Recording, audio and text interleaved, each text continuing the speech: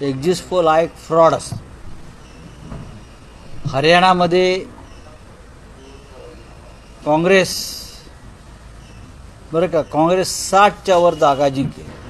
लोकसभेला 400 पार अशा प्रकारचे एक्झिट पोल तयार करून घेतले होते. काय झालं आपण पाहिलं.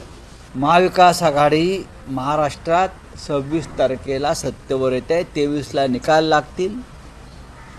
26ला सरकार स्थापन करू.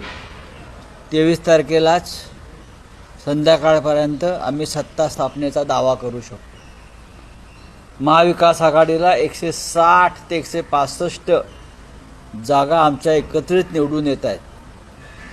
त्याच्यामुळे ह्या एक्झिट पोलवरती कोणी विश्वास ठेवू नये. हे भारतीय जनता पक्ष, मिंदे गट यांचे एक फार मोठं षडयंत्र आहे.